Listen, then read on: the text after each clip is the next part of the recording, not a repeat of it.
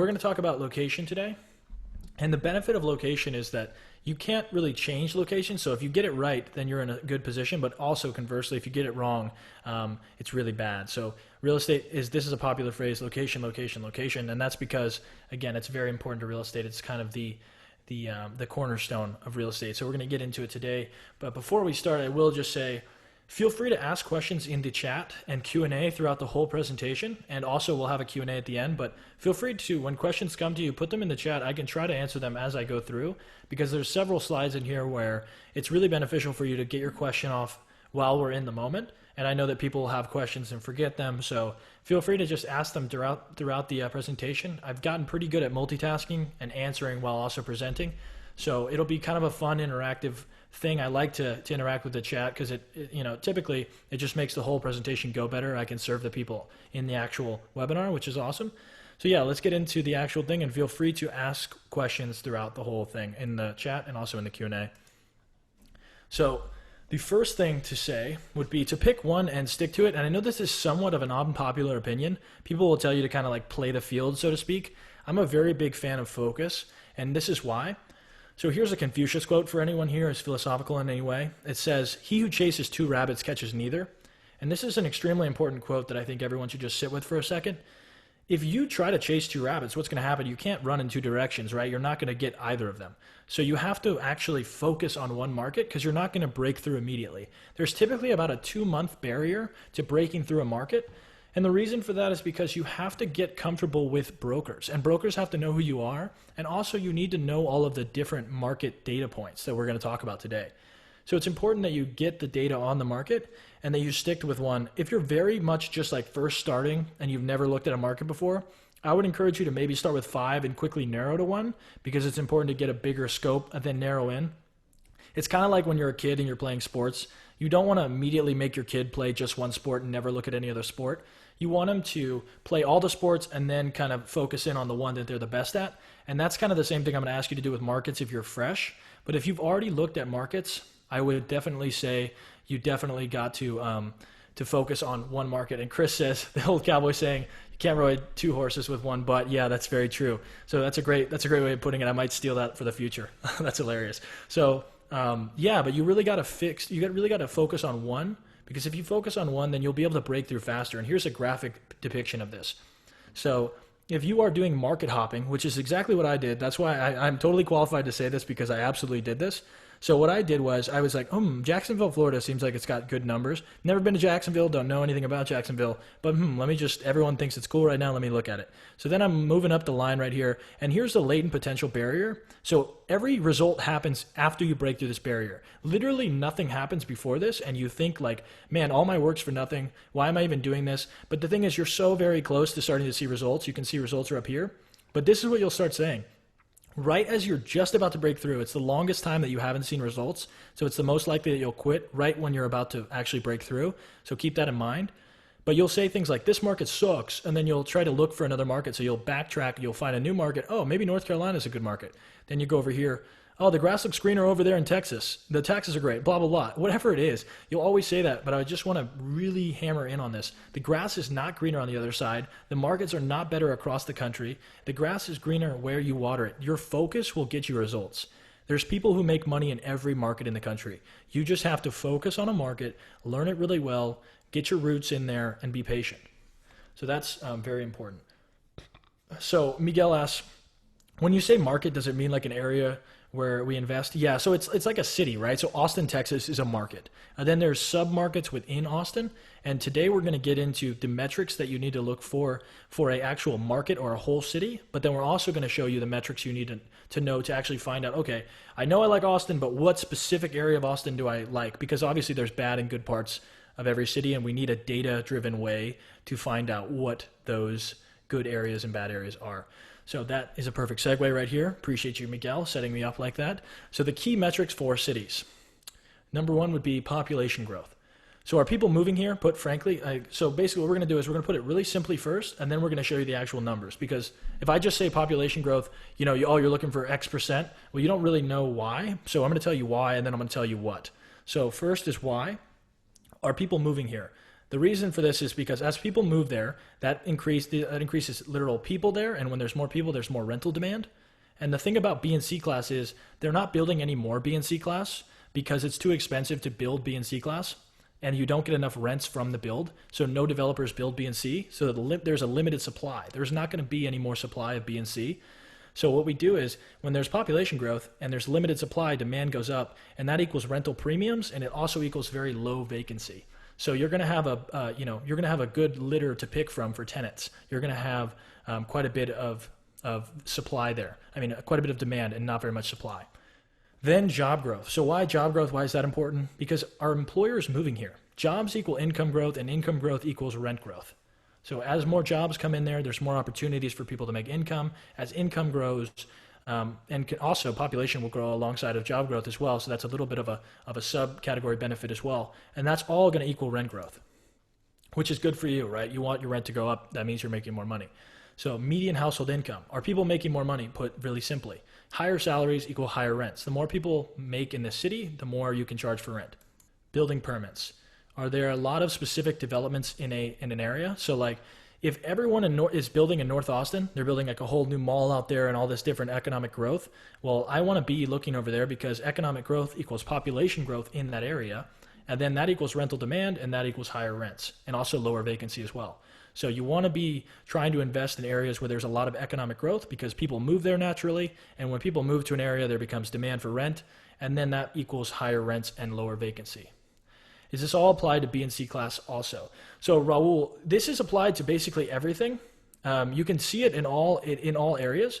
Of course, rental demand is actually going to be seen better in B and C class because of the fact that supply is lower. And historically, and also just on a data-driven basis from, if you look for the last 20 years, B and C class has more stable occupancy rates and also lower default rates as well. So you'll see because of the fact that there's so much development in the A space that you will actually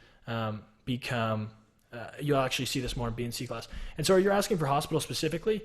Either way, hospitals, multifamily, office, homes, residential, any of it, it's all going to be put in by these drivers. Because think about it, right? If I buy a house in an area that has a lot of building permits near it and people are building new commercial complexes, well, then naturally the value of my house is going to go up. And if I want to rent out my house, the rent for my house is going to go up as well. Same thing if I had an office space, the rent for the office is going to go up. It doesn't really matter the asset class. I'm going to give a couple of specific benefits for B and C class multifamily, like the stagnant supply and the increased demand. So it's like an extra benefit on top of the benefit, but these are non-negotiable across the board for all types of real estate. So that's a great question, Raul. Thank you for asking. So then we have government planning, which is, have government officials announced any large city development plans? Because a pro-growth government, like in Austin, Texas, or most of the cities in the Southeast and the South, then you're having more population growth because the city says, please move here. We want to incentivize you to move here. We want to incentivize employers, which equals employees grow here, population growth, which equals job growth, and that equals rental growth. So we have a question here from Douglas. Is it possible a specific city's metrics could look good or bad artificially due to COVID-19 related market influences, a temporary condition? So that's an absolutely amazing question, Douglas. So a lot of the data has not actually been impacted on the websites I'm going to give you. And a lot of these are actually percent change from 2000 to 2019. Those are the metrics we're looking for, Douglas. So if you're looking at 1 year or one blip on the radar, it hopefully shouldn't impact the overall average, and you should get the story of the market as a whole from 2000 to 2019. So you will be able to see the data points if you're looking at that range, right? You'll see, okay, 2000 to 2008, pretty good growth. Okay, what happened in 2008? Well, we all remember what happened there. So you take that into account. And the same thing here from 2009 or so up to 2019, you'll be like, okay, good growth, solid. That's indicative of the market's overall condition.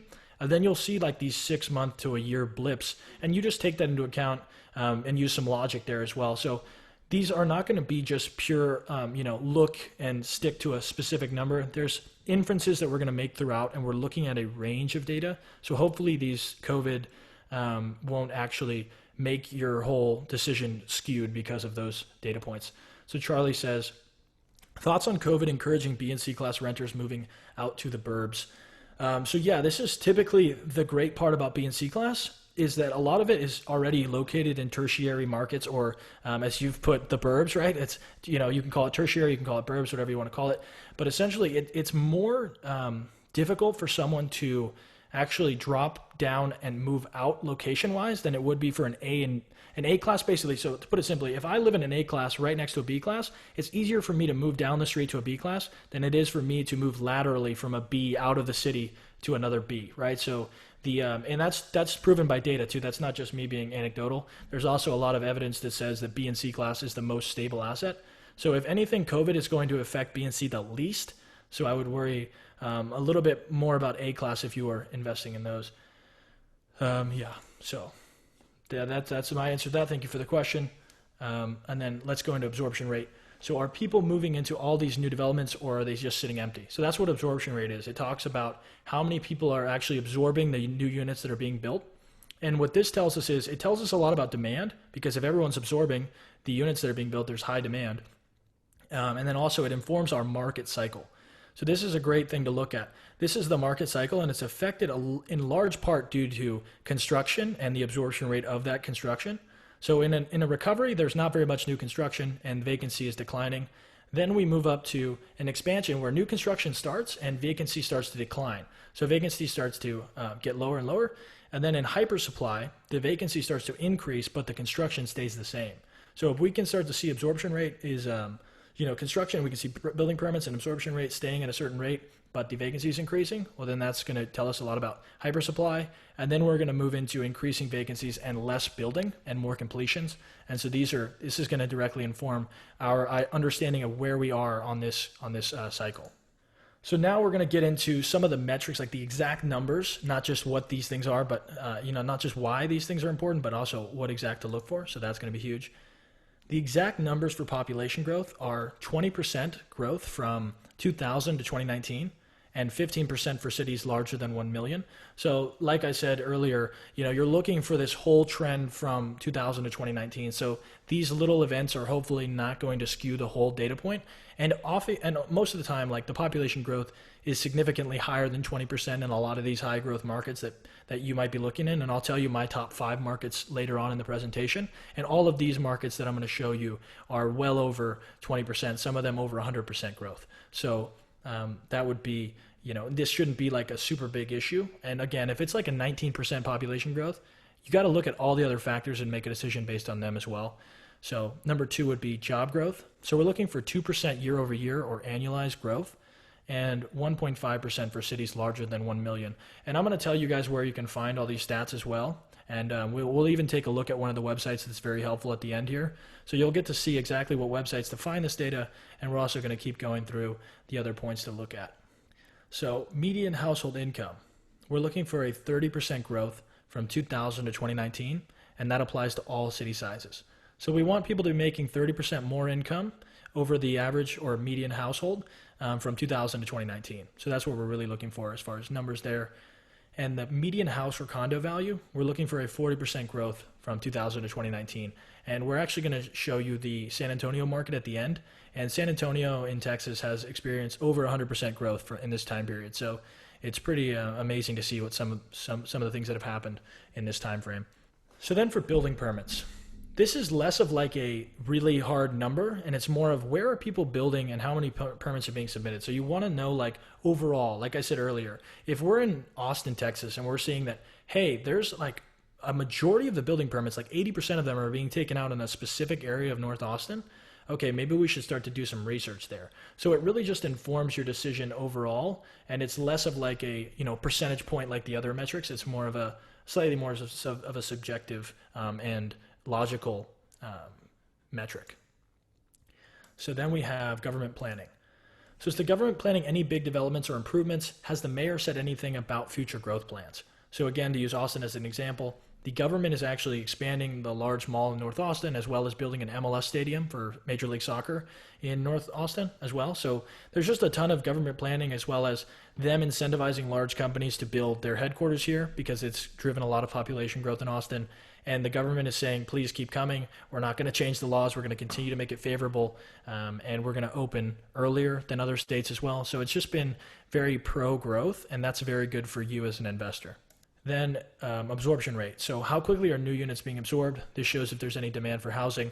And again, this is like you're not looking for a specific ratio necessarily, but you just want to look and see if it's in a certain number. So if it's one unit absorbed for every 100 like put out, then that's not going to be a very good situation. But conversely, you have like Austin where the absorption rate's actually over the supply. So you have for every 100 units built, you have or delivered is the term they'll use. It's about 135 absorbed, which is insane, absurd actually. So that's kind of crazy. The thing is, if there's too many units being built and not absorbed, you'll actually see a softening in rents because when there's a surplus of housing, supply is outpacing demand, and there's going to be a drop in pricing. So you want to make sure that you're aware of the levers that can be pulled by the absorption rate. If there's not very much demand, then naturally prices are going to go down. So you want to make sure you know the overall idea of where the absorption rate is for your market. So here's the question a lot of you may be asking, which is where do I actually find this data?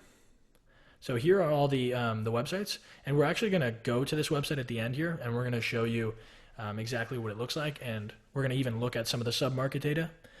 So median household income, the median house condo value, that can all be found in city data. Population growth can be found by just Googling the city, and also city data will have some stuff up to 2017. They won't have it up to 2019, and you can fill in the gap with Google, which is great. Then the job growth will be the Department of Numbers, www.department of numbers. And this is a really good, which one of these sites are paid? So Omar, all these are free, and that's the real benefit of this. Every single one of these is going to be totally free. There's better websites potentially, like, you could get a CoStar report, but again, CoStar is an expensive subscription, so I didn't put that on here. And you can also ask a broker for CoStar, which we'll get into later. But absorption rate will be the Marcus and Millsap /research. And then building permits can be found on the HUD user website, and then just search your city. So we have Josh saying, how did you handle the costs that come with due diligence phase when starting up, earnest money survey, etc.? So Josh, what I did there, and this is a little bit off topic, but I'll answer it. Basically, I would raise the capital and I would put that person in the GP as a risk capital. So I actually incentivize someone to pay the upfront costs that's a private investor by giving them more equity in the deal. So that's a strategy that's pretty well practiced in the industry, and that's what I did because, as you may be aware, I'm 21 currently, and I was 20 at the time of my first deal. So I was not exactly strapped with cash, just to put it that simply. And so I had to kind of be creative there and incentivize people to do that initial investing by giving them extra equity in the deal. So we have key metrics for submarkets. So that was all the real market, right? Now we're going to talk about these sub areas within the city, and these are called submarkets. So again, we're looking for median household income. What's the income like in this area? Can people afford our rents? And we're going to talk about what income range we need to see. Median contract rent. So we're looking for, again, another range, which I'll tell you in a second. And we're looking for, is this a B and C class area? Or is it a C, or is it a D class area? Or is it an A class area? So we want to know. Then unemployment rate. Do people have jobs in this area? Because jobs can pay rent. So that is another huge thing to just think about. You don't want this area to be overly unemployed. Then the poverty level. So is the area mostly under the poverty level? Because low income equals not B and C class. Our specific renters are kind of in the middle of the road. So we want to make sure that they can afford our rents. Then the last one is a subjective metric. So it's, why would someone live here? Just ask it as a human. Would you live here? Is there anything worth living here for? Those are really important things just to ask. So here we go with the exact numbers. Median household income. We're looking for a neighborhood with a median income of 40 to 70K. So this puts them right in that blue collar tenant base of the perfect amount of income to where they're not going to be in A class, but they're not going to be on government assistance or in the D class range. So they're going to be right in the middle of the B and C class, blue collar, hardworking American. That's perfect. And this is actually the majority of the population. So that's a really good base. And the beautiful thing is they're not building anything more for this. This is 80% of the population, and they're not building any more units for them. So if we can buy units and serve this tenant base, then we're going to have a surplus of tenants, which is awesome. So median contract rent. The neighborhood median contract rent should be between $700 and $1,000 because, again, this offers the perfect range for our kind of apartment complex and our kind of tenant. So then we have the unemployment rate. So the neighborhood's unemployment rate should be no more than 2% higher than the city's unemployment rate. So you don't want the unemployment rate to be overly high for this submarket. And we're actually going to take a look at some submarkets here at the end of the show, which would be really cool. Then the poverty level lastly. So under 20%, but under 15 if you're really not trying to be risky. So you ideally want it to be under 20% of people under the poverty level. You don't want over 20% of people in the poverty level. That means that they probably can't afford your rents, and that's not what we're looking for. Then lastly, appeal would be unique draw, walkability, close to schools, jobs, things like that. Why would someone live here? Again, this is a more subjective, but it's an important question to ask either way. So where would I find this? Median contract rent, it can be found on city data as well, which is awesome, and we're going to actually go through it, but it can be found on Rentometer for specific properties. So if you type in an address on Rentometer, or Rentometer, however you say it, you will actually be able to see the median and the average rent for the 1 mile radius, which is awesome. It gives you all the comps as well. And the thing is, you get 5 reports for free, but if you just keep making free Gmails, they can't stop you, and you can keep getting free reports. So it is also free. It's kind of a premium one. As Omar was asking about which one of these are going to be free and all that, they should all be free to some extent. This one, if you keep making Gmails, it'll also be free. City data is free. For all of these stats. And then appeal would just be Googling the city's name and trying to find out, where are the things to do, where are the schools, where are the jobs, and where would you want to live in this city? So Omar asked, do you consider in the data the ownership, tenants versus owners, and crime levels? The ownership metric, that's not massively important for this. If you get really granular, I'd say maybe that comes into your consideration. The other thing would be crime levels. So yes, that's kind of, they're all linked to crime levels. So median income and poverty level and those things, they're all kind of somewhat related and correlated to the actual crime levels. And you'll see that crime level statistics are actually available on city data and a lot of other places. My only qualm with a crime level statistic is that often it comes down to the reporting levels of policing in the area, and that isn't necessarily fully accurate, right? So it's just the stat that I've seen be skewed more than any other stat. So I try to use all the other stats to inform that decision and kind of make an inference of crime level based on the other stats. So if you're in an area where people are making over $70,000 or $40,000 to $70,000 a year on average, and they're also less than 20% under the poverty level, you'll typically also see a low crime statistic as well. And I would probably go off of that unless you see like a massively over the top high crime statistic. Then I would be like, okay, maybe I look into that. But I wouldn't make or break a deal based on crime statistics because they're often a little bit skewed. So market questions to ask a broker. We have 4 right here, and then there's 4 on the next page, which says, so where do you see the market going right now? This is a great question to ask a broker. The reason for this is it kind of gives them, number one, you can vet them and how knowledgeable they are on the market, and maybe they'll give you some good conversation to go back and forth with about where the market is going and where the path of progress is and where you should be investing. Then a great question would be a CoStar report. Can you send me a CoStar report? Because those are very expensive, but almost every brokerage has a subscription with CoStar, and the data there is going to be really good. So if you can ask for that, maybe not like right out of the gate, but once you've built somewhat of a relationship with this person, it's really good to get a CoStar report. Then we also have, where is the path of progress heading? So that's kind of just the path of growth in the market, and where is that heading so that I can be in front of it? That's a great question to ask. And it also kind of vets the broker and sees how much he knows. Then lastly, what areas of the city have blown up or are hot right now? So these are questions all kind of just trying to get the broker talking about the market, and then you kind of guide it from there. Then we have, what is the demographic of this submarket? So if you're looking at a specific submarket, you'd want to ask, what kind of tenants live here? Is it going to be millennial tenants who are, kind of college students, because that's a completely different, strategy altogether, or is it senior tenants? You really want to just know what kind of tenants live here. Then what are you seeing? Where are you seeing most of the listings pop up? This can inform you about hot areas in the market.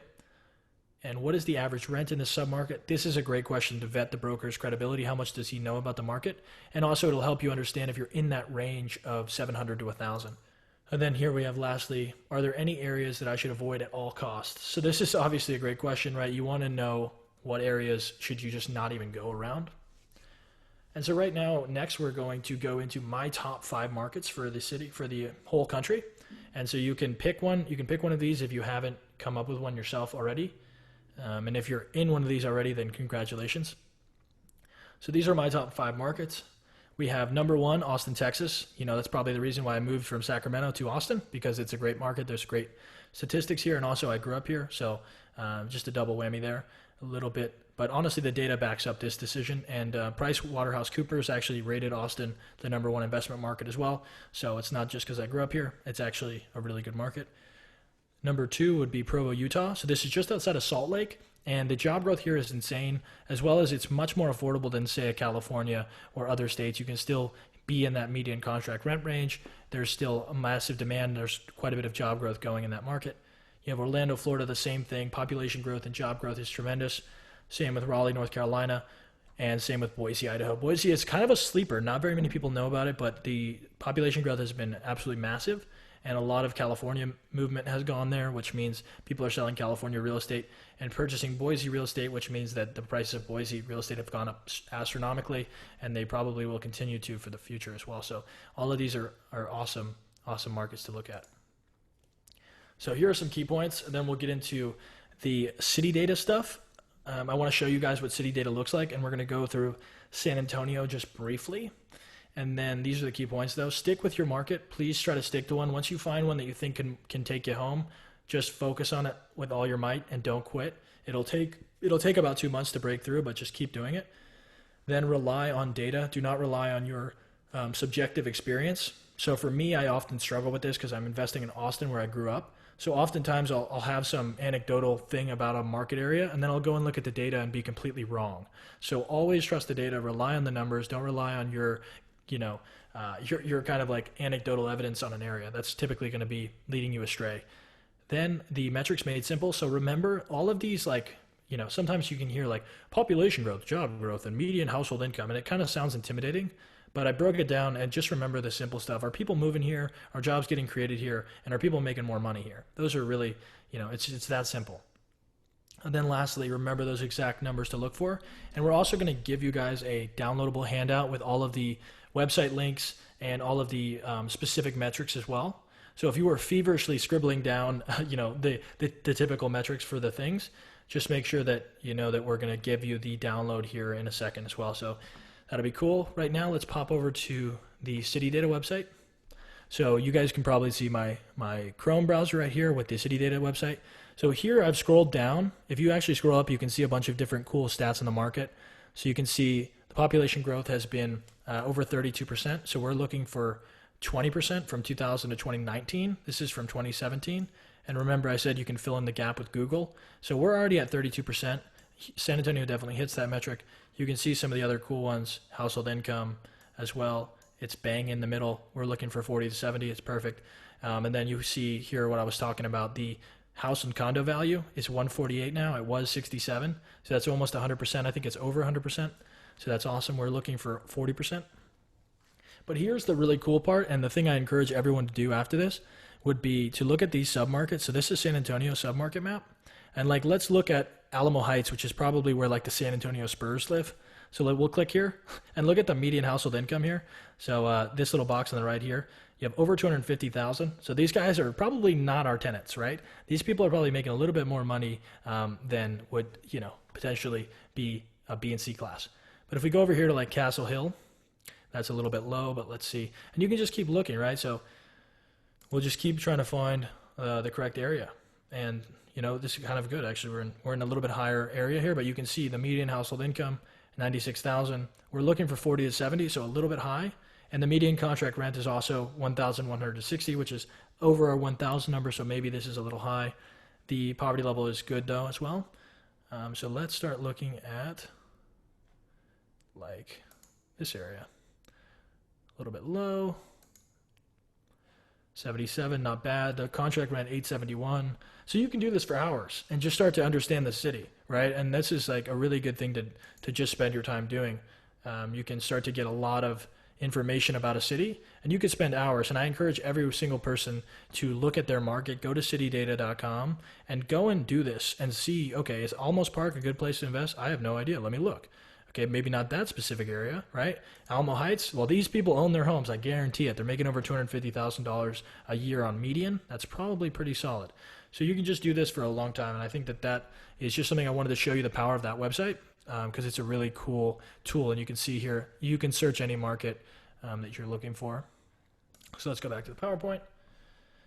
And here is the Q&A section. So feel free to ask your questions now. We're also going to give you guys my deal analyzer for free just for showing up. I appreciate everyone showing up to these. It means a lot. And it's also awesome just to be able to talk to you guys on a weekly basis. And also we're going to give you the deal analyzer and the market handout. So the market handout is going to have all of the links and the statistics as well. So you should be able to get all the information that you need from the website. So Josh asked the first question, which is, are the small cap loans from Fannie, Freddie 0% recourse from day one, or is it a step down loan? So recourse basically means that you're not on the hook for more than the collateral associated with that loan. And the step down typically happens on the prepayment penalty. And that's typically from, basically saying if you sell the loan before the term, then there's a penalty because they're not making the interest that they were expecting. So they are going to, get their interest one way or another. And that's going to be from a prepayment penalty. And so with Fannie and Freddie, you'll typically see a 5-4-3-2-1 or a 3-2-1, meaning first year you sell in the first year of the term, 5%, second 4%, and it drops down.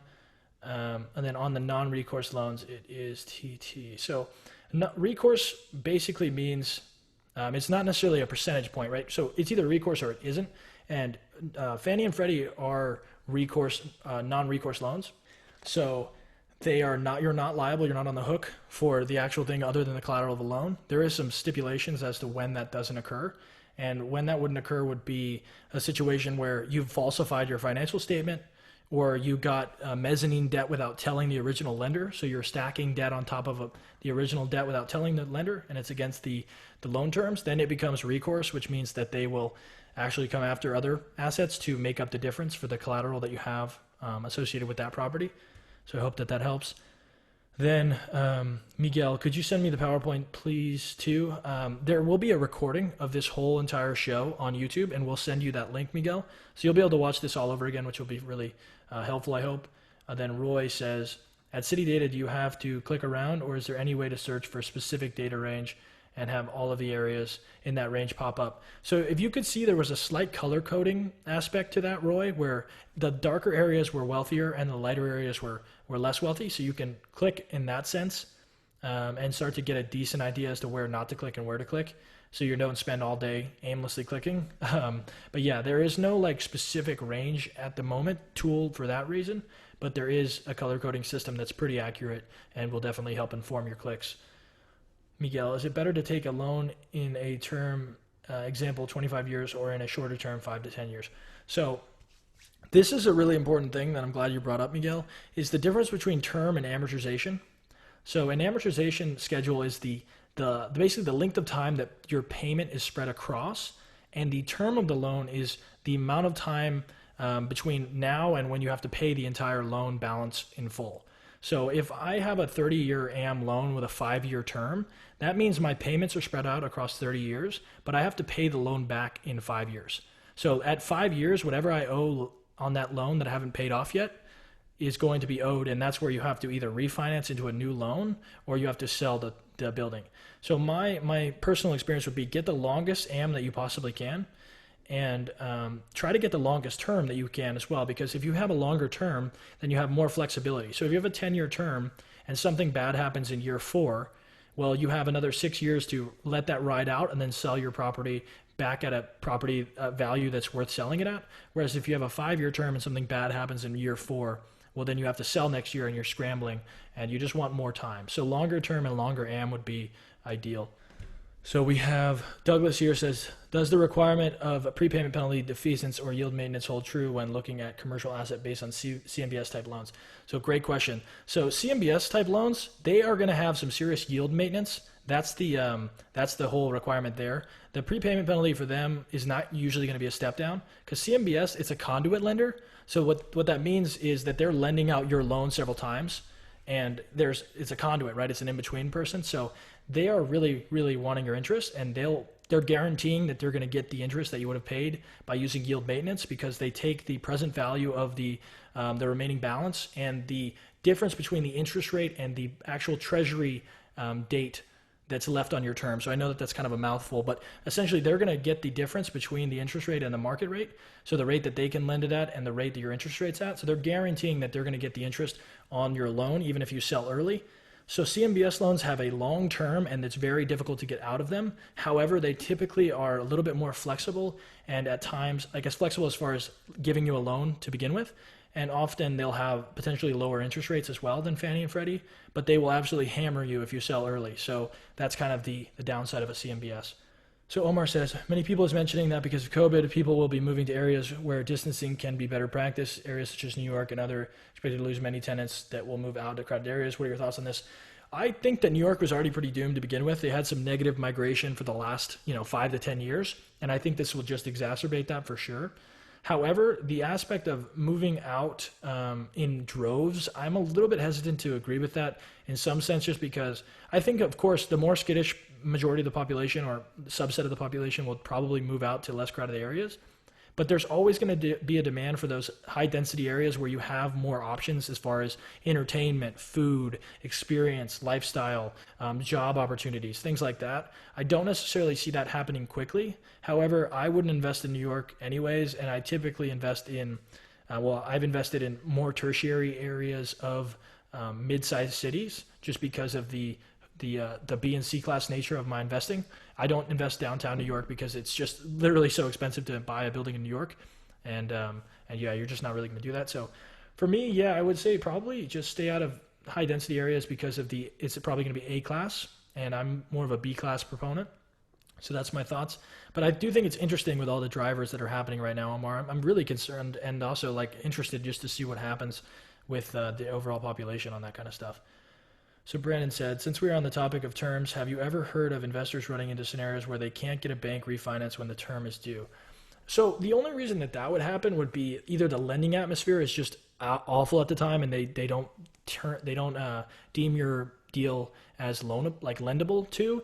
The other thing would be that you've somehow made the deal much worse, because typically a refinance is much easier to get than a purchase loan because you've owned the deal, you have the P&L for that specific deal. So the bank can be confident that you know how to run the thing because you've ran it for the last 4 or 5 years, however long your term is. And that typically makes it a lot easier to get a refinance loan. And you should hopefully know that you're not going to be able to get a refinance because something's gone pretty wrong.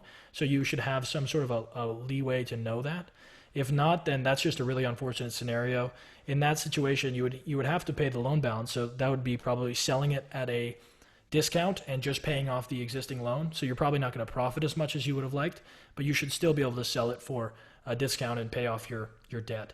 So that would be, I think, worst case, but that would be what you would try to do, is just sell it for a discount. So we have, when you finance a deal, is it better to finance it 110% with bank and private funds, or is it better to do half with the bank and half of my own money, or is it better to invest with private equity or with the bank? So this is kind of a philosophical question. Some people would argue, the less money you put in, the better. But I would say that the less money you put in, the more risk you do incur in some situations. And also, your payments are going to be higher as far as debt is concerned. So it's kind of a balance, right? You want to be somewhere in between both of those, where you're taking some leverage, because that's the benefit of multifamily and real estate in general, is the fact that we can leverage, which is awesome. But you also don't want to be over leveraged. So there's just kind of a play there. And I would say it would be informed by your debt service coverage ratio. So the ratio of your NOI to your debt service would be the thing that would inform the level of leverage that you have. Because if you have too much leverage, then you're going to be paying heavy debt service, and then your debt service ratio is going to go down. And so I would play with that number and see what happens there as far as leverage is concerned. We have Alex who says, how would you deal with apartments that have solar panels? Have you been seeing more apartments with solar lately? So I have not been seeing more apartments with solar. I haven't seen the write-offs being as beneficial as they were in the early 2000s. I've seen that's kind of gotten a little bit less favorable with the government. They haven't giving the amazing tax write-offs that you used to get. I think it's because it's kind of hit scale and enough people are doing it. However, I could see solar being beneficial in the long term, but at the moment, I haven't really seen it being much of something to look for in my personal market, but I could be wrong. California is a little bit different. I know you said you were from Sacramento, so it could be different for you. But for Austin, I haven't really seen it be a big deal, and I haven't really seen the government giving too many incentives anymore, or nearly as much as they were in the early 2000s. So anonymous attendee, what percentage do you normally see given for GP for co-signer and fronting due diligence money? I typically see from 5 to 10% for both of those respectively. So GP for co-signer, that's typically going to be 5 to 10%, and then the due diligence or risk capital would be 1 to 5% most of the time. But you do want to incentivize in some way, but it's typically going to be a lower percentage. So is it better to take a bank loan or private equity loan? So the thing about bank loans is you're still going to own 100% of the deal. It's still going to be your deal. If you take private equity money, they're typically going to be, no, they've done quite well and they have the money, they're in the power position. They're going to take the majority position on the deal. So it's no longer going to be your deal. You'll be working for a private equity firm if you allow them to give you money for the deal. And it'll be great. It'll be easy to get the money, all that good stuff. And if they vetted your deal, that means your deal is probably really solid because private equity has some pretty high standards. But they will ask for the majority position or they won't give you the money. So that's something to consider with private equity. But so I would kind of say bank loans would be a better way to go. But also, you never know. People have different priorities, so you never know. So Josh Williams says, if there are multiple GP members, do they split all fees given to GP based on percent? Most of the time, Josh, I would say that's how it goes, but it depends. Like, so if you have an asset manager, someone who's literally just going to be doing the business plan and operating the deal, then you probably want to give that guy the majority of the asset management fee because the guy who raised the capital isn't really involved in the asset management. So you'd want to give the capital raiser guy a little bit more of the acquisition fee because he's done a lot of the upfront work, and the asset management partner, you'd maybe want to give him a little bit more of the asset management percentage. But that, again, it's all subjective, and you can change it based on whatever, you decide the terms in your GP internally. There's no set rule, but I would say that's typically the most common. So what is private equity? Is that like private money? So yeah, private equity is not necessarily like private money. In commercial real estate, what you can do is you can go to a private equity firm, which, is think of like, Suits and BMWs and stuff like that, to private equity, you know what I'm saying? And they'll basically come in and they'll basically buy your deal as if they were buying a business because they invest in businesses and they are what they say they are. They're private equity. They come in with equity on a deal and they're private. But the thing is they're firms and they're well educated and they'll take the majority position because they're bringing all the capital and a lot of the know-how. So they will ask for the majority control. Brandon Statterford says, I have been finding cap rates for rural Midwest areas to be much higher than hot markets. Would you invest in these tertiary markets because the population growth isn't as high, or do you not like these? So the cap rate argument is great because you can buy scale for cheaper, which I totally understand, and I totally understand like high caps being a purchase thing that you'd want to do. My only thing would be to consider that cap rates are not just based on value, they're also based on risk. So if you're buying a bicycle, right, you don't necessarily want to go buy the Target bike that's $100 just because it's cheaper. You also want to consider the longevity of that Target bike as compared to like $1,000 nice bike. And because of the fact that Target bike's not maybe going to last you as long, it might be lower quality, that kind of stuff. So you have to consider the cap rate in that sense. It's not just value, it's also risk. So that's an important thing to think of. As far as tertiary markets, I have seen that tertiary markets become affordable at first, but they also make the least amount of sense first as well. So you'll see that in a recession, typically the damage is out to in and the growth is in to out.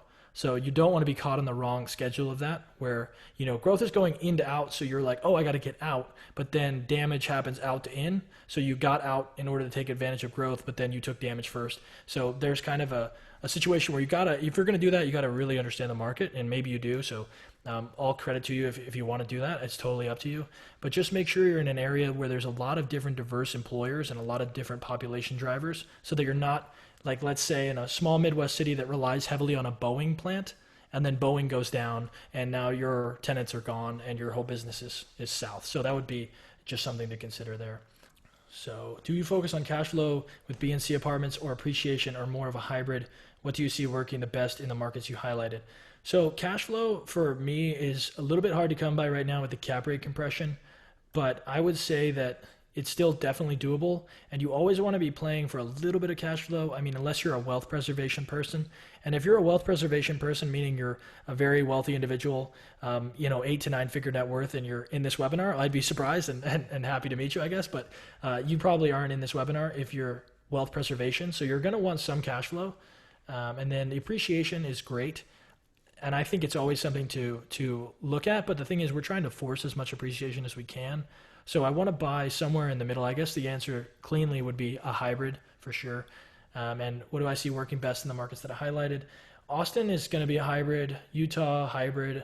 Idaho, you could maybe get a little bit more cash flow. North Carolina, I've heard some good things, but I've also seen that the cap rates are compressing there. and that you're probably going to be more in a hybrid situation as well. You're definitely not going to see like the 10% cash on cash returns that we saw in 2010 and 11. Those are maybe be coming back in 2021 and 2022. You never know. But right now, it's just you're looking more at like a 6 to an 8% cash on cash if you're lucky. So Miguel, what do you think about the hospitality real estate? I know that is now a very bad period because of the average economic. What do you think about hospitality and real estate? Can you define what you mean by hospitality? Are you talking about like Airbnb? Just so I answer correctly. And then let me go to Alex's question. When applying on a loan, is there a certain interest rate you won't go over? I won't go over I'll look at the actual, LIBOR rate or the Fannie rate for the day, and I'll try to make sure that I'm not getting some absorbent rate over the top of that.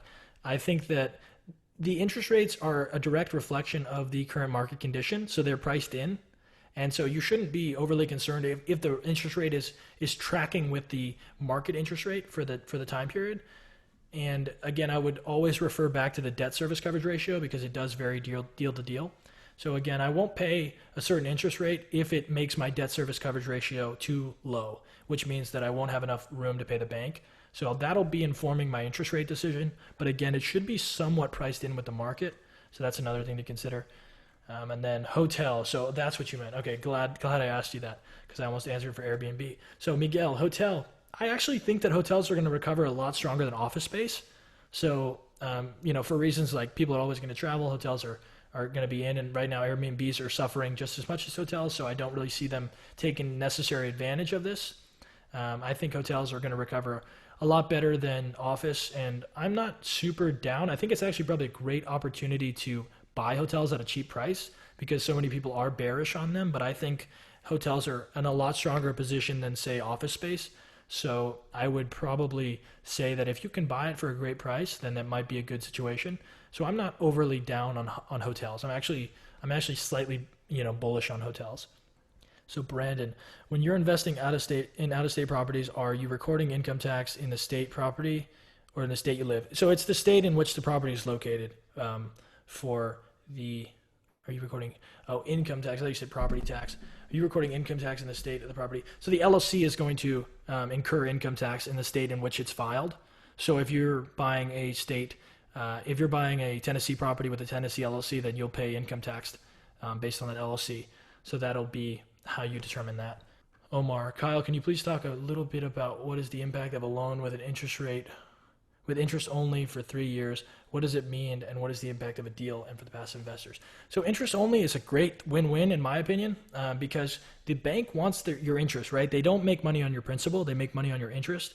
So if they can front load you to pay interest for the first 3 years, then they make their money up front, and you get to have a lower debt coverage you have a lower debt service for the first 3 years, which means you have more room to make mistakes, you have more room for improvements, and you can actually make the property valuable. And the trade-off is, okay, I'm not paying my principal down in those 3 years, which means I'm not building equity. But the thing is, I'm adding so much forced appreciation because of the fact that I have a lower debt service because it's interest only. So because of that difference there, I have more money to invest in the property, which means I have more money to make it better, which means that the value is actually being forced to go up. So you're kind of eating the fact that you're not paying principal down because you're going to be increasing the overall value of the property so much that it won't matter that you're not paying principal down. And also the bank will get its money up front, so it's incentivized to let you do an interest-only loan. So I think if you can get an interest-only loan, it's a great play if you're adding a lot of value, which even if you're adding only a little bit of value, if you're forcing appreciation in any way, I think interest-only is probably a good bet. So then we have Janine saying, how many units do you own? When did you start buying? I own 119 units, and I started buying when I was 20 years old, and I dropped out of school to do it. I raised all the capital myself, and yeah, it's just been kind of a weird and fun thing. But yeah, just pretty recently. So Savion Miller says, when raising money from non-accredited investors, legally what guidelines must you follow? Great question. So if you're raising from non-accredited investors, you are doing a Reg D 506B as in boy or Bravo, and that is a SEC exemption that allows you to raise money from sophisticated, in quotation marks, investors, which basically means that they are self-selecting as sophisticated, meaning they understand the risks And the legality behind that is you must have a pre-existing and substantive relationship with this individual. So that means that you must know them prior to the deal being offered to them, and you must also have some substance to this relationship, meaning you know them on a really personal level. And the only way to really prove that is to have several contact points with them. So if I have 17 emails with you and 3 phone calls and 2 Zoom meetings, then I can probably prove in a court of law that we know each other. Because if you've emailed me 17 times, man, and we've jumped on a phone call several times and also a Zoom meeting, we probably know each other. But if I have one vague email to you and then I've taken $50,000 of your money and for some reason you decide to sue me and we go to court and I only have one dainty email with you, then you can maybe say that I solicited to you, and that would make me in trouble with the SEC. So that's not solid. But if you take me to court because you're angry and I've emailed you, 47 times and we have 40 phone calls, then I'm going to be like, dude, the guy knew whatever. He knew his risks. He knew what was happening. I did not solicit him. And so I'd say the more contact points, the better. And those are really the legal guidelines that you have to follow. But actually, I don't think there's been a precedent set on that. So there's no real court law to go against and say, oh, you must have 3 contact points or something, because no one's actually been taken to trial on that yet. But, you don't want to be the first guy. So try to have as many contacts as you can. So Alex asks, when an apartment has legally changed title from old owner to new owner, how soon should you begin renovating units? So that depends on your business plan. The renovation thing, I would say try to fill units as quickly as possible and then renovate the ones that you can as well. So there's a balance there. You don't want to drop your occupancy so much. So you want to renovate in the schedule. So you want to renovate so that you're always staying above a certain occupancy. Usually that occupancy is somewhere around the market average. So somewhere from 90 to 95%. And you don't want to be dropping like all the way down to 85 to renovate units, because you're going to be losing a substantial amount of income. And it's also just not really that good, because if you're renovating a lot of units and then there's some mobility in the occupancy and people move out, then you drop even further. And then maybe you can't pay your debt coverage. So you want to be at a position where I know how much I need to make to pay my mortgage, and I know what occupancy that means that I'm at. So I don't want to renovate too close to that number. Otherwise I'll be in hot water. So that's kind of how you inform the whole renovation schedule. Savion, thank you. I've been running circles. I've been surfing sec.gov, have been running in circles. Yeah, it's a Gov website, so you know how those go. They typically don't do a very good job, but yeah, it's that simple. And if you look at Gene Trowbridge is a SEC attorney, and he does a really good job. He does most of the syndications in the multifamily space, and he has really good information on his website. So if you go and look at Gene Trowbridge, I would definitely say that he's going to have accurate stuff. And also, he's a legal professional and I'm not. So that's probably another caveat that I should say. I'm not a legal professional and this is not legal advice. So definitely go check out Gene, but I'm pretty sure all my info is coming from a lawyer in Gene, so it should be somewhat accurate. But again, I am not a legal professional.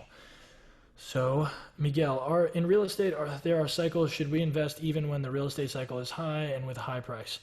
Again, Miguel, that's kind of another great question, but also a hard one to answer, in the sense that like you really don't want to be buying at the peak, because that typically means you're overpaying, and then you could have waited and been patient and bought lower. But if you have a certain understanding of the market and you can buy, like I know some people who are buying right now who are a lot smarter than me. So I don't want to say that I know everything and that you shouldn't buy in a high cycle, because sometimes you have a specific business plan. Maybe you can use the high cycle to your advantage, or you have such a strong business plan that you understand that you're going to be okay even regardless of the cycle, which could be an understanding. I have no idea. Depends on your current strategy, but yeah, it's up to you. Kyle, if I'm not wrong, you are 21 years old. You started 20 and now you have over 100 doors. So in 1 year you've acquired 100 doors. How did you, so it's 119. And yeah, how did you have a video on your channel or your story? You're awesome. Thank you, man. I really appreciate that. For sure, I really do. Basically, my story, I don't necessarily have like a specific story anywhere, but if you check out the Racing Capital on my YouTube, I talk a little bit about it. But basically, yeah, dude, I just really didn't like what I was doing in college and decided that I think I could make this multifamily thing work, and just networked my butt off in the Sacramento area and started Racing Capital and figuring out how to do underwriting. And yeah, just got a little bit lucky, to be honest, and just really grateful and blessed that it's happened in the way that it has. So I can't take all the credit for it at all. Savion Miller, can a non-accredited investor raise funds from an accredited investor? Absolutely. I'm living proof of that happening. I am in no way, shape, or form accredited, and I have raised money from accredited investors. So, or at least at the time, 20, not even close. So you have accredited meaning 1 million net worth. For everyone else who maybe doesn't know, accredited means you have a 1 million or higher net worth, not including your primary residence, and you make over $200,000 a year. And if you're married, you make over $300,000 a year jointly. So that is the accreditation credentials that you must have. And a lot of times you can only raise from accredited investors, and that kind of stuff can happen there. So we have the Raising Money webinar, can be found here at the YouTube link that Adam just put in there. And Adam, have we put the Deal Analyzer link in the chat yet? If you could put the Deal Analyzer link in the chat, that'd be awesome. So yeah, awesome. So that link right there, that'll take you guys to be able to download the Deal Analyzer. So if you want to learn how to evaluate deals, once you go to this market and you find your specific deal type, well, then you can actually use my Deal Analyzer to find out things like my break-even occupancy. So how many tenants can I lose and still pay the bank? What's my debt service coverage ratio? What are my returns? Is this deal worth buying? All these kinds of things. That's all going to be able to be figured out on the analyzer. So you can download that right there. And the Raising Money webinar that I referenced earlier to you, Miguel, is that link right there as well. So I hope that helps. So how do you find your investors? So I had a pretty simple strategy that I think anyone can copy, especially since I'm 20, so I know you don't have to be special or anything to make this work. But basically what I did was I went to a meetup and I tried to meet the host. So it's really rolling the dice when you try to meet all the people at the meetup, because you never really know who you're going to meet.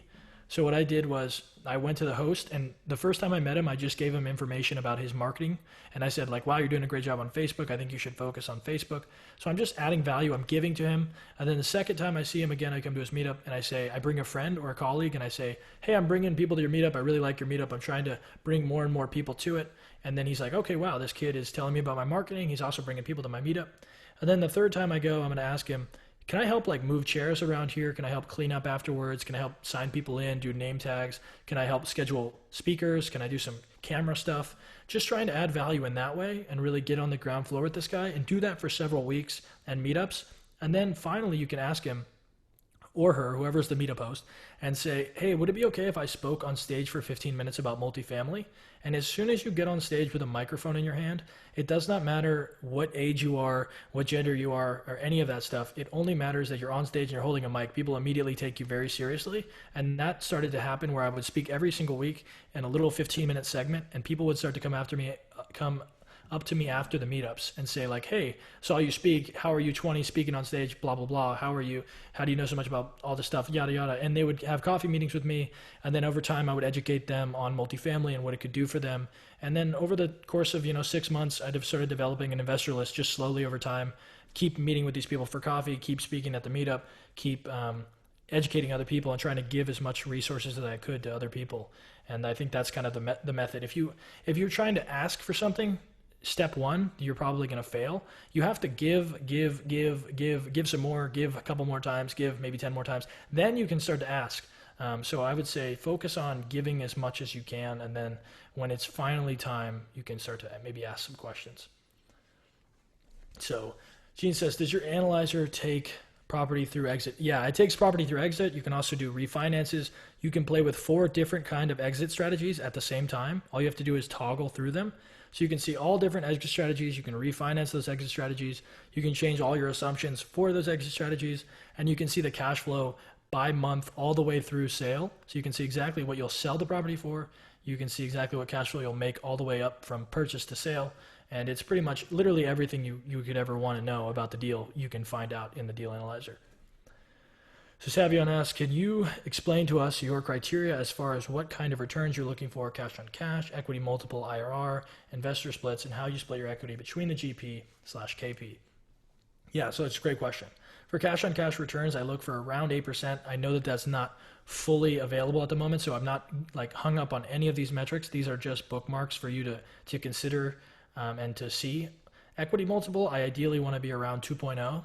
because that means I'm doubling people's money in my hold period. So if you invest with me $100,000 in 5 years, it'll be $200,000, which is awesome. And it's really easy for people to wrap their head around that. So I love to advertise the equity multiple. Then the IRR, I'm looking for around 15%. So I want to be somewhere around 15%. A little bit over would be great. Investor splits. So I split my equity depending upon what's going to get them those returns I just mentioned. So if I have to give them 20%, if I have to give them 80% of the deal to get them those returns, then I'll do it. But if I can give them 70% of the deal and get those returns for them, then I'll do that as well. So the equity is informed by the returns that they're going to receive. And you can play with the equity splits on the calculator and see what split gets them what return, and then base your decision on that. And then inside of the GP, the other cool thing about the calculator is you can split the GP 5 different ways. And typically what I do is the risk capital and the guy signing on the loan are about 5% each. And then the capital raiser is somewhere between 20 and 35%. And the asset manager is somewhere around 25 to 30% as well. So you just figure out the equity from there. And there's 5 different ways you can split it. You can add another GP if you want. And you can really start to have fun with it as well. And you can see what dollar amount you're going to make year 1 and also through the whole project as a GP. So that's pretty cool. So Miguel, is it possible to automate a real estate business? What I mean is that you could have employees that work for you, like their jobs, and find deals just to bring them. I will answer this question. Is you can automate any business, literally any business. And that's kind of what we're in the process of doing right now. With an outside property management company, they should do all of the management for you. So essentially you have a 1 to 2 hour job a week, and you could even hire someone to do that too as an asset manager. So you absolutely can automate real estate. If you can automate any business, you can automate real estate. Real estate is a very simple business. It's been around for a very long time, and it really just comes down to hiring the right people, but you can absolutely automate your real estate business for sure. Josh Williams, when you're first having investor meetings, investor meetings before having a deal, do you suggest creating an example deal? How do you come up with those numbers? So yes, Josh, I have a mock deal template on my website, and it's pretty cool document. Basically what you're doing is you're showing them an example deal, and the numbers you're using are your ideal numbers. So your metrics, the ones I just laid out for you, for my cash on cash, my equity multiple, my IRR, my splits, I would make a deal with those splits, and I would say, and those returns, and say, like, if I found a deal similar to this, would you be interested? So you want to use an example of something that you would likely find, right? And I hope that you know what you're looking for, because you can't find something if you don't know what you're looking for. So hopefully you've defined your criteria, and you just make an example deal with those criteria that you're looking for, ideally, and that should be how you come up with the numbers.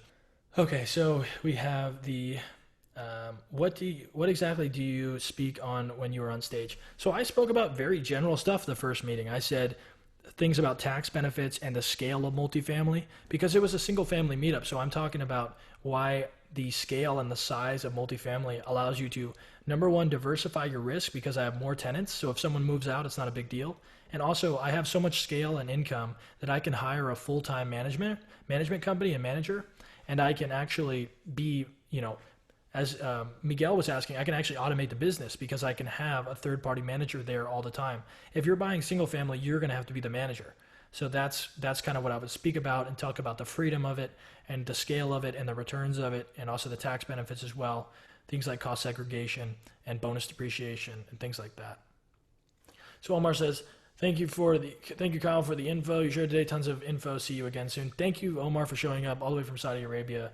I know the time is probably crazy there, so I appreciate you. So yeah, we still have a ton of people in here, so I guess we're going to keep getting questions.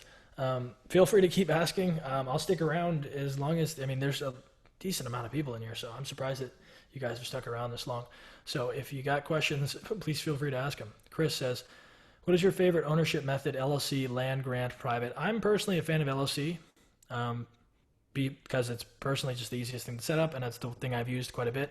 I don't have too much experience with land grant at all, but yeah, I'd say LLC. Nicholas Field, got to head out. Thank you for the info. Yeah, of course, Nick. Thank you for showing up. I appreciate you. Savion, last question. Do you look at the past couple months GDP growth or yield inversion when evaluating a market? So those things are all going to be somewhat considerable and informed by the other metrics we talked about. So you can get, again, as granular as you want with data. It'll just help you further understand the market. So I would say, of course, yeah, man, if you want to look at those things and see those kinds of stats, it'll just further inform your decision. But again, to start out, I honestly think you could get pretty far with the metrics we talked about today. And I almost think that they're really all you need, because, yeah, to be honest. So Where are you located? Any suggestions on groups to join in Dallas? I'm located in Austin. As far as groups in Dallas, I don't know too many. I know Brad Sumrock is really big in Dallas, but I don't really have any personal experience with Brad's group. I've heard good things, but I have no personal experience, so I don't really know. But that might be a good like multifamily meetup group to go to. Also, I think Multifamily, and that's Think Multifamily, are also in Dallas, which I think that I think that they should have some really good meetups as well, because I've heard them speak at some conferences and they're nice as well. I think that they know what they're talking about. So those would be two good groups to look for in Dallas.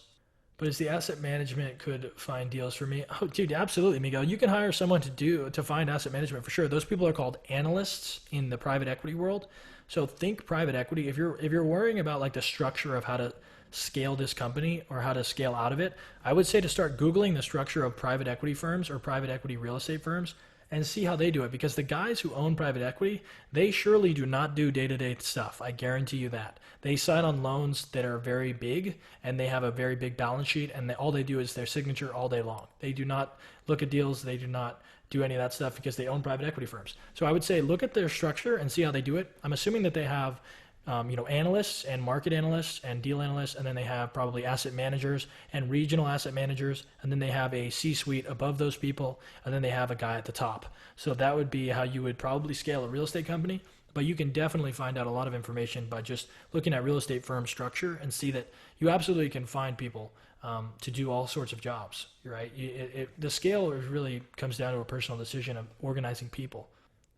Savion says, thank you for the value, man. Taking time out of your day to help others. Huge soccer fan, too. Chelsea FC for life. Dude, oh my gosh. Did you see the game the other day? Pulisic scored. That was awesome. I'm a little bit upset about his role at Chelsea, but I'm hoping he gets some more time.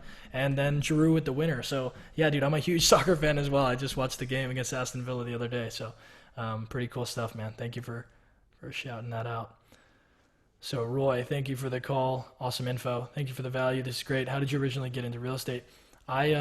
I dropped out of college and I got into real estate from just reading Rich Dad Poor Dad.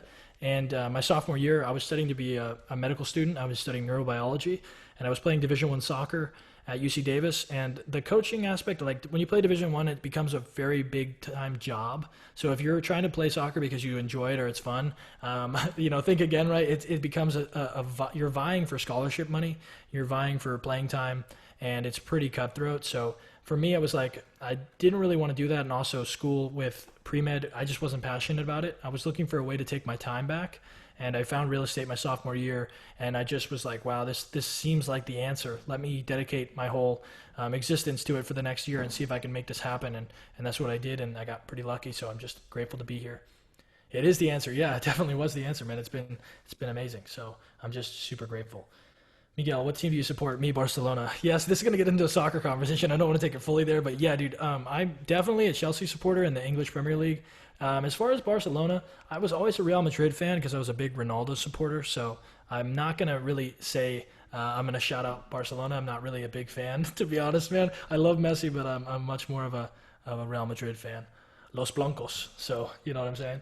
So, yeah, let's get off the soccer topic, but I definitely love soccer. It's definitely a fun thing that I still watch, even though I don't play as much anymore.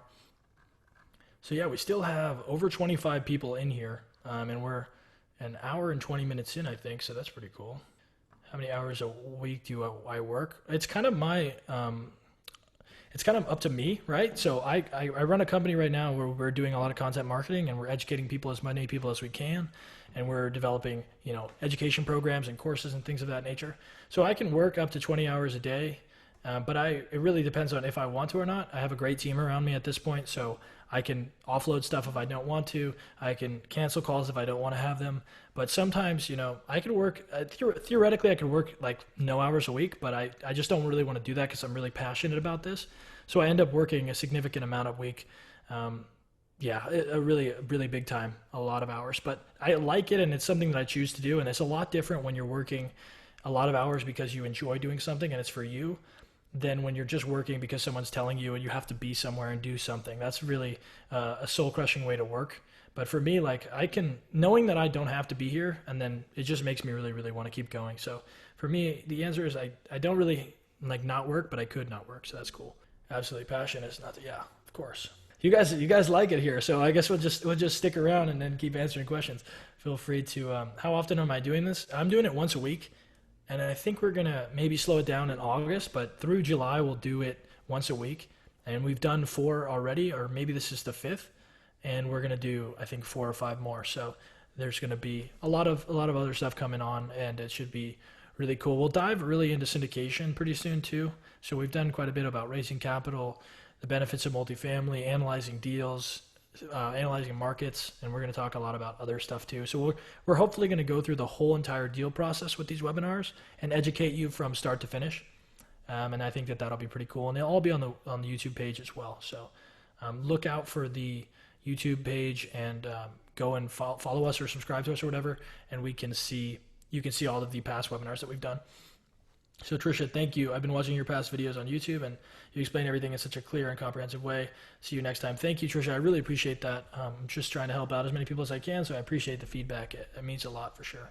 In which commercial real estate class is it best to invest in? Multifamily, real estate, office, industrial? Why exclude multifamily for this example? So, of course, I'm going to say multifamily, but you asked me to exclude it, so I'd say the reason why I would say multifamily is because people always need a place to rent, whereas you can see retail right now being kind of destroyed by Amazon, and I don't really know how that is going to recover very well, and I see that even like things like Instacart and delivery for grocery and delivery for so many different things, I just don't see retail keeping up with that, and I don't really like it long term. I'm just so uncertain as to what's going to happen to retail. Same with office. I'm finding out right now, I think we have 6 employees at the moment, and we don't even need an office anytime soon. Slack is the best app I've ever used for communication. It's amazing. I have different channels. We speak to all our VAs all the time, and we can manage a huge team all from the comfort of my living room. I can be in my PJs like all day. So I don't know I'd ever spend $1,000 to $4,000 a month on some office space and move my whole team to Austin. That just doesn't seem smart. I would never do it personally, so I don't want to invest in an asset that I don't see value in. I just don't see value in office space anymore at all.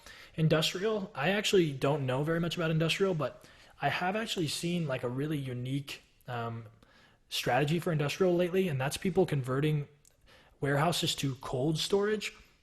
So this is super niche, and I'm actually glad that I get to talk about this. So I've heard that people are starting to convert industrial like storage space into cold storage because of the fact that there appears to be some sort of a grocery delivery revolution where there's a vision for cold storage or big warehouses of cold storage, just storing all of the food in there and you never having to go to a grocery store. And they're like a hub for these delivery services to come and pick up the food and then deliver them to your house, so you never have to set foot in a grocery store.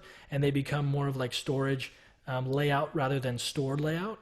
And that could be a potential get in on the ground floor kind of thing. I don't really know enough about it, but I've heard some interesting people working on it that are a lot smarter than me. So it might be something worth checking out. Slack is our office where we've managed up to 14 contractors. Yeah. So Adam is I guess I don't even know what title to give you, man, but Adam's basically our team stud, and he manages the majority of the company and does a lot of the work. So he is the guy who puts everything on his back, and he's an absolute beast. I guess we could give you a title.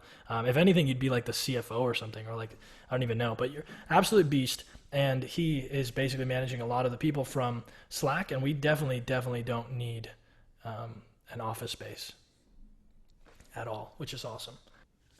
Yeah, and we plan to grow the team a significant amount in the next 6 months too. So, and I don't have any plans or visions to have an office space because Adam actually lives in the Sacramento area and I'm in Austin, and we meet every morning on Zoom and we have calls, and I know exactly what's going on and he knows exactly what's going on, and we definitely don't need to be in the same room. I think we'd actually get less work done in the same room because we'd be inclined to chit chat, whereas we have a 30-minute Zoom call, we get in and we get out, and then I do my work in the privacy of my home, and we don't have any time to like distract ourselves with chit chat. So I actually think it's more effective to not have an office space. So I'm super not into office. I think that's going to go down pretty hard, but that's just me, and what do I know? So 8:15. There's still actually 20 people in here, which is awesome. I'm really happy that you guys are showing up in such big numbers and staying the whole time. That's really awesome. But yeah, if you have more questions, feel free to ask them. If not, feel free to start leaving the meeting. If not, just stick around. Who knows? Kevin Leone, appreciate the value. Go Ags. Yeah, man, go Ags. Chris Martinez, great job. I've got I've got to get going. Yeah, of course, man. Thank you, Chris. Jan, thanks, Kyle. Yeah, thank you for showing up, man. I really appreciate you. Yeah, I really appreciate you. I believe we talked earlier today, so awesome. Really great to meet you, and I hope everything's doing well, and hope you move to Austin sometime, man. That'd be awesome. Ryan, thanks. Great meeting. Looking forward to others. Of course, yeah. Thank you for showing up, Ryan. I hope that you and Jeff get connected. Yeah, let me know if you guys do, and that'd be awesome. Just send me an email after this, and I'll try to help out again if he doesn't answer. I know he's a busy guy, but yeah, we got attendees up the wazoo, but I think it's starting to drop, which is cool. So yeah, feel free to. I mean, I guess I'm here all night, or whatever. But yeah, if you have questions, feel free to ask them. I guess we'll go. Yeah, I guess we'll go 3 more minutes. 8:20. Who knows? Yeah, if we get an influx of questions, then we'll keep going. But I don't think we will. We're starting to see people drop off, which is cool. Awesome, guys. Feel free to get your last questions in. Another awesome webinar. Thank you for the value. Cool. Looks like it's kind of winding down. James, awesome. Easy to understand. Yeah, that's the point, James. We're really just trying to make it easy to understand. So I'm glad that it was awesome for you. And I hope that you keep showing up and we keep helping you out, because that's really all we're here to do. So that's cool. Yeah, I think that the attendees are starting to drop. Fellow real estate athlete here. Nice. Yeah, I hope our paths cross too, man. That would be awesome. That's really cool. Real estate athletes, you get the discipline from the athletics, and then real estate does the rest. So that's awesome. What is the topic for the next webinar? I'm actually not sure off the top of my head, but I think it's I think we're going to talk about syndication and the logistics of that. So that'll be the next webinar. But yeah, it looks like the attendees have dropped below 10, so I'm going to end the meeting now. I appreciate you guys showing up, and I appreciate you all just taking part. So the next webinar is going to be great, and thank you guys for showing up, and see you next week.